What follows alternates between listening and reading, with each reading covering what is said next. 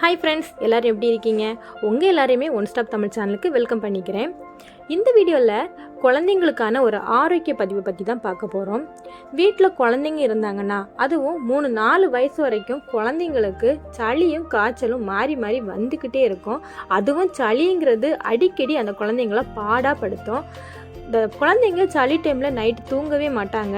அவங்க தூங்காதனால அம்மாக்களும் அவங்க கூடவே இருந்து பார்க்குற மாதிரி இருக்கும். அவங்களுக்கும் தூக்கம் வராது. அடுத்த நாள் கூட நம்ம குழந்தைங்க அந்த உடல்நிலை ரொம்ப சோர்ந்து இருக்கிறதுனால அம்மாக்களும் எந்த வேலையுமே செய்ய முடியாமல் அந்த குழந்தைங்க கூடவே பார்த்துக்கிட்டு இருக்க மாதிரி இருக்கும். அந்த நாள் பார்த்திங்கன்னா ரொம்பவே டல்லாக போகும். ஸோ குழந்தைங்களுக்கு சளி வருதுன்னு தெரிஞ்சாலே நம்ம அவங்களுக்கு கொடுக்க வேண்டிய ஒரு சளி பொடியை பற்றி தான் இந்த வீடியோவில் பார்க்க போகிறோம். இந்த சளிப்பொடியை குழந்தைங்களுக்கு மட்டும்தான் கொடுக்கணுமா அப்படின்னு கேட்டால் அப்படி கிடையாதுங்க. பெரியவங்க கூட நீங்கள் இந்த சளிப்பொடியை சாப்பிடலாம். ஏன்னா இதில் சேர்ந்துருக்கிற பொருட்கள் எல்லாமே நாள்பட்ட சளியை கூட கரைச்சி வெளியேற்றக்கூடிய சக்தி இருக்குது. இந்த சளிப்பொடி செய்கிறதுக்கு வெறும் 7 பொருட்கள் போதும். இந்த 7 பொருட்களை வச்சு தான் நம்ம இந்த சளிப்பொடியை ரெடி பண்ணியிருக்கிறோம். அது என்னென்ன அப்படின்னு பார்க்கலாம்.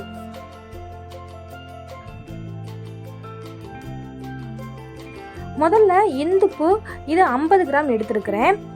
சுக்கு 100 கிராம் எடுத்துருக்கிறேன். மிளகு 100 கிராம் எடுத்துருக்கிறேன். அக்கரகாரம் இது 10 கிராம் தான் எடுத்துருக்கிறேன். ஓமம் 100 கிராம் எடுத்துருக்கிறேன். திப்பிலி இதுவும் 10 கிராம் தான் நான் எடுத்துருக்கிறேன். சித்திரத்தை இது 50 கிராம் எடுத்துருக்கிறேன் நான். இந்த குவான்டிட்டி பார்த்திங்கன்னா இது நான் எங்கள் வீட்டில் பெரியவங்களும் இந்த சளிப்பொடி சாப்பிடுவாங்க அப்படிங்கிறதுக்காக இது கொஞ்சம் நிறைய வரும். அதனால் நான் இந்த குவான்டிட்டியில் நான் எடுத்து வச்சுருக்கிறேன். உங்களுக்கு கம்மியாக வேணும்னா நான் சொன்ன அளவில் நீங்கள் பாதியாக எடுத்துக்கோங்க. இந்த சளிப்பொடிக்கு தேவையான பொருட்களை நம்ம வீட்டில் மிக்ஸி ஜாரில் தான் பவுடர் பண்ண போகிறோம். ஆனால் மிக்ஸி ஜாரில் போடுறதுக்கு முன்னாடி அம்மியில் 1-2 இடித்ததுக்கு அப்புறம் நீங்கள் மிக்ஸி ஜாரில் போடணும். ஏன்னு பார்த்தீங்கன்னா இந்த சுக்கு, சித்திரத்தை, அக்கரகாரம் இது எல்லாம் கொஞ்சம் ஹார்டாக இருக்கும். இதை நம்ம டைரெக்டாக மிக்ஸி ஜாரில் போட முடியாது, பிளேடு போயிடும். அதனால் அம்மியில் 1-2 வச்சு இடிச்சிட்டு அதுக்கப்புறம் நீங்கள் மிக்ஸி ஜாரில் போட்டு பவுடர் பண்ணுங்கள். அப்போ தான் மிக்ஸி ஜாரோட பிளேடும் நாசாகாது, பவுடரும் நல்ல நைஸ் பவுடராக நமக்கு கிடைக்கும். நிறைய குவான்டிட்டியில் இருந்துச்சுன்னா நம்ம மில்லில் கொடுத்து கூட பவுடர் பண்ணலாம். பட்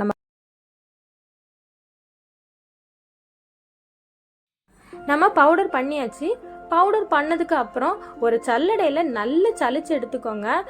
ஏன்னா அதில் ஒரு சின்ன துரு கூட இருக்கக்கூடாது. நம்ம குழந்தைங்களுக்கு கொடுக்கறதுனால பார்த்து தான் கொடுக்கணும். ஒரு சின்ன துரு கூட அவங்க தொண்டையில் மாட்டிடுச்சுன்னா அவங்களுக்கு புறையறதுக்கு சான்ஸ் இருக்குது. அதனால் நல்ல நைஸ் பவுடராக நீங்கள் இந்த சளிப்பொடியை திரித்து வச்சுக்கோங்க.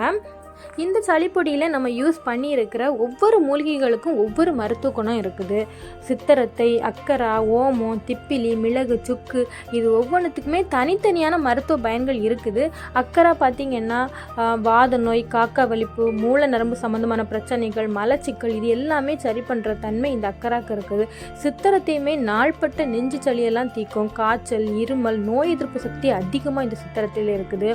ஓமமும் நம்ம அடிக்கடி நம்முடைய உணவு முறையில் எடுத்துக்கிறோம்.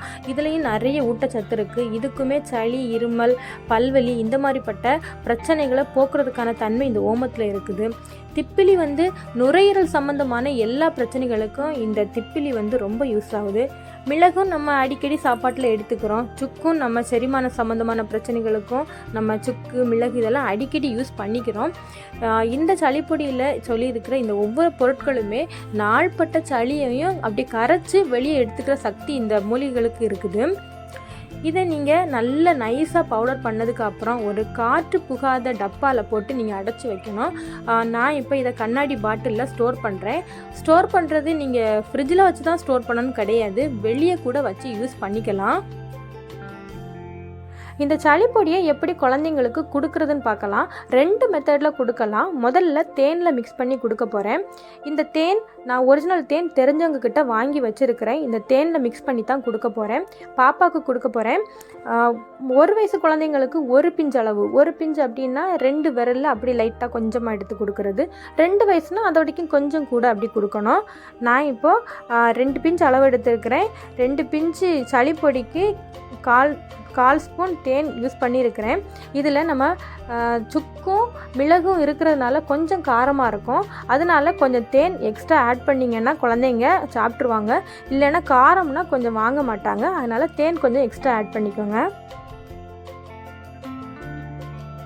இந்த சளிப்பொடியை நீங்கள் இன்னொரு மெத்தடில் கூட குழந்தைங்களுக்கு தரலாம். ஒரு பாத்திரத்தில் 1/4 டம்ளர் தண்ணி விட்டு அந்த தண்ணி கொதித்ததும் 2 பிஞ்ச் அளவுக்கு சளிப்பொடியை போட்டு அதை நல்லா கொதிக்க விடணும். சளிப்பொடி அந்த தண்ணியில் நல்லா கொதித்து வரும்போது நீங்கள் இதில் பனங்கற்கண்டு கூட ஆட் பண்ணிக்கலாம். நம்ம ஃபஸ்ட்டு கொடுக்கும்போது தேனில் குழச்சி குழந்தைங்களுக்கு கொடுத்தோம். இதில் நீங்கள் பனங்கற்கண்டு யூஸ் பண்ணிக்கலாம். பனங்கற்கண்டுக்கு கூட அந்த சளியை இறக்குற சக்தி இருக்குது. தேனும் யூஸ் பண்ணலாம், பனங்கற்கண்டும் யூஸ் பண்ணலாம். ரெண்டுமே நல்லது தான். இப்போ நம்ம அந்த சளிப்பொடியை நல்லா ஃபில்ட்ரு பண்ணியாச்சு. இதில் கொஞ்சமாக தேன் ஆட் பண்ணி நம்ம குழந்தைங்களுக்கு கொடுத்துக்கலாம். இது குழந்தைங்களுக்கு மட்டும் கிடையாது, வீட்டில் இருக்கிற பெரியவங்க வரைக்குமே இந்த சளிப்பொடியை சாப்பிடலாம். சளி வருது, உங்கள் குழந்தைங்க சளினால் லைட்டாக டல்லாகிற மாதிரி இருந்தாலே நீங்கள் இந்த சளிப்பொடியை கொடுத்துருங்க. கண்டிப்பாக இதுக்கு ஒரு நல்ல ரிசல்ட் இருக்குது. இந்த சளிப்பொடியை எந்தெந்த டைமில் எல்லாம் தரலான்னு பார்த்தீங்கன்னா, காலையில் ஈவினிங் டைமில் அந்த மாதிரிப்பட்ட டைமில் தான் கொடுக்கணும். நைட் டைம்லலாம் கொடுக்காதீங்க. அதே மாதிரி சளி அதிகமாக இருந்துச்சுன்னா ஒரு நாளைக்கு 2 முறை கூட நீங்கள் இந்த சளிப்பொடியை குழந்தைங்களுக்கு தரலாம். சளி கம்மியாக இருந்துச்சுன்னா ஒரு நாளைக்கு 1 முறை கொடுத்தா போதும். அப்படி ஒரு 3-4 நாளைக்கு கொடுத்தாலே சளி சரியாயிடும். சளி இல்லாத நாட்களில் கூட நீங்கள் வாரத்துக்கு 1 முறை இந்த சளிப்பொடி கொடுத்தீங்கன்னா குழந்தைங்களுக்கு இருக்கிற வயிறு சம்மந்தமான இந்த உப்புசம், செரிமான பிரச்சனை, இந்த மாதிரிப்பட்ட மந்தம் இதெல்லாமே சரியாயிரும். ஏன்னா இதில் நம்ம சேர்த்துருக்கிற பொருட்கள் எல்லாமே வயிறு சம்மந்தமான பிரச்சனைகளுக்குமே ரொம்ப யூஸ்ஃபுல்லாக இருக்கும். அதனால் நீங்கள் அந்த குழந்தைங்களுக்கு கொடுத்தீங்கன்னா அந்த குழந்தைங்களுக்கு இந்த பிரச்சனைலாம் இருக்காது. செரிமான சம்மந்தமான பிரச்சனை இருக்காது. நல்ல பசி எடுக்கும், குழந்தைங்க நல்லா சாப்பிடுவாங்க. அதனால் நீங்கள் இந்த பொடியை வாரத்துக்கு 1 முறை கூட சளி இல்லாத நேரங்களையும் கொடுத்துக்கலாம். பெரியவங்க கூட நீங்கள் இந்த சளிப்பொடியை உங்களுக்கு சளி இருக்கிறத பொறுத்து குவான்டிட்டியை நீங்கள் இன்க்ரீஸ் பண்ணி சாப்பிட்டுக்கலாம். பொதுவாகவே குழந்தைங்க நம்ம ஏதாவது மருந்து கொடுக்க போகிறோம் தெரிஞ்சிட்டனாலே அழ ஆரம்பிச்சிருவாங்க. ஒரு சில குழந்தைங்க ஓடிடுவாங்க, கிட்ட வரவே மாட்டாங்க. ஆனால் இந்த சளிப்பொடியை பொறுத்த வரைக்கும் நம்ம இதில் தேன்லேயும் பனங்கற்கண்டுலையும் மிக்ஸ் பண்ணி கொடுக்கறதுனால ஸ்வீட்டாக தான் இருக்கும். ஒன்ஸ் நீங்கள் அவங்களுக்கு கொடுத்துட்டீங்க அப்படின்னா கண்டிப்பாக அவங்களே வாலண்டியாக எனக்கு சளிப்பொடி தாங்க அப்படின்ட்டு கேட்குற மாதிரியாக இருக்கும். இந்த நான் சொன்ன குவான்டிட்டியில் நீங்கள் பவுடர் பண்ணி வச்சிட்டிங்கன்னா 1 வருஷம் வரைக்குமே இந்த சளிப்பொடியை நம்ம கெட்டு போகாமல் வெளியே வச்சு கூட யூஸ் பண்ணிக்கலாம். இந்த வீடியோ உங்களுக்கு யூஸ்ஃபுல்லாக இருக்குன்னு நினைக்கிறேன். உங்களுக்கு ஏதாவது டவுட் இருந்துச்சு அப்படின்னா நீங்கள் கமெண்ட்ஸில் கேளுங்க. வீடியோ பிடிச்சிருந்துச்சுன்னா லைக் பண்ணுங்கள். தேங்க்ஸ் ஃபார் வாட்சிங்.